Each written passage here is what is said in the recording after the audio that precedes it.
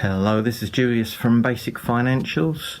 Today I'm going to do a video about VAT, and I'm going to try and stick to the very basics of VAT. No doubt I expect I'll be wandering off into more detail because VAT can get very complicated, but really I just want to try and stick with the basics. So let's start with what is VAT? Well, it's value added tax. And it's a way that the government raises revenue from people spending, from consumers spending. So the idea is that businesses, if they're registered for VAT anyway, that they won't suffer any cost from the VAT. They're just passing it along. So it's from production of something to the consumer buying, there might be a number of different stages where the value is added to whatever it is being produced, whether it be a product or a service. And each time that the value is increased, the VAT will be increased. That's the idea, it's value added tax. So by the time the finished product is available, the consumer will spend the money on the final product, and then they'll pay the VAT. So the important thing to note is sometimes you'll see VAT added onto the price of the product, and you'll think, why is that there? And it's at the moment the VAT rate is 20%. That's the standard rate, and it's not just a way for companies and businesses to increase their prices, because that money isn't theirs. When they charge that VAT, they're collecting it on behalf of the government, and they have to pay over that VAT to the government. So they're adding, yes, it increases the price, but it's not their money. It's just what you're paying to them on behalf of the government, and then they will pay it over. Now, the way that the government ensures or tries to ensure that businesses don't suffer the cost of the VAT is by businesses registering for VAT. They can register. Sometimes they can, and sometimes they have to register. If a business's annual turnover sales is more than £85,000 taxable turnover, then they have to register for VAT. They can voluntarily register for VAT if they want to, even if their turnover is less than that. But when they register for VAT, that means that they can claim back. Well, first of all, it means that they have to charge the VAT, but it also means they can claim back the VAT on their costs. Now, important to note that if you're not registered for VAT, then you can't charge VAT. Because you've got no system for paying it over to HMRC. You have to register for VAT to be in the system.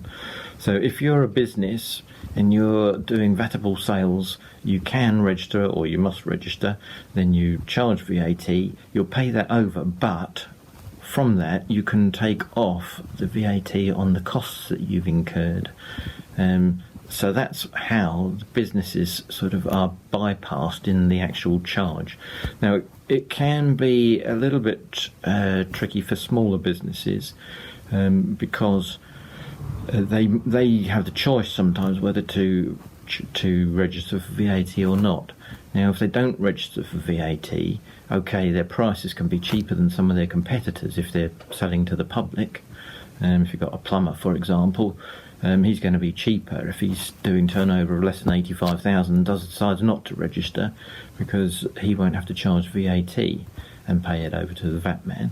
But on the other side of things, he won't be able to claim back VAT on his costs. So in that case, the business does suffer. So it's not black and white, and that can be a little bit tricky sometimes for a business to decide whether to register or not for VAT. Now, another thing is there are different VAT rates, and sometimes they can be a bit confusing. If you're a bookkeeper in a business, you'll get very familiar with these, or remain very confused if you don't actually look them up. You can look up what these things are on HMRC's on .gov website, HMRC, to see what the different VAT rates are. The standard rate is 20% at the moment. Now there is also a zero rate. which is 0%, as you might have guessed. Now, that doesn't mean there's it's not VATable. The product is VATable. It's just it's at 0 rate, and the government could at any time decide to change that 0 rate to another rate. Now, it's important to note that 0 is still VATable. And an example of a 0 rate supply is, say, fruit. So the farmer will sell fruit with no VAT on because it's 0 rated, but it is taxable, it is VATable. Now that's important, because if it weren't VATable, then the farm wouldn't be able to register for VAT and claim back the VAT on their costs. If it was exempt, which I'll talk about in a minute, or outside the scope of VAT, then they wouldn't be able to claim back the VAT on their costs. But because fruit is 0 rated, it means that the farm can sell their fruit, not charge, or charge VAT at 0%, so it doesn't increase the price for the consumer, but at the same time claim back the VAT on their costs, so they will nearly always get a refund when they do their VAT returns. I mentioned exempt supplies. Now that's not VATable. It's the sort of thing that might be exempt from VAT are insurance, that's exempt, and also maybe bank charges, that sort of thing. So the reason why some things are 0 rated is what I've just said about, so that people can claim back the VAT when they sell things. But the exempt things, insurance brokers. Now, for example, if you're an insurance broker, you think, I might register for VAT so I can claim back my costs, the VAT on my costs. Well, if all your sales are exempt, then you aren't allowed to. You can only claim back VAT on costs that relate to you producing VATable supplies, i.e. 0 rate or standard rate. I think that probably deals with standard, 0 and exempt. There's also another sort of category of thing which is outside of the scope of VAT, where it just doesn't touch it at all.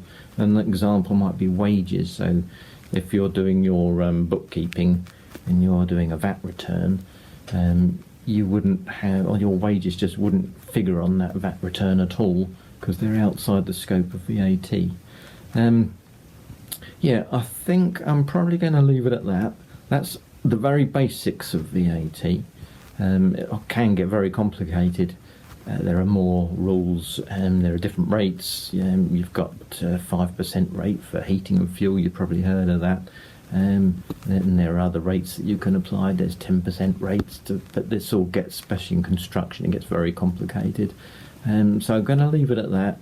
And if you've got any questions or comments, please feel free to ask them in the place below.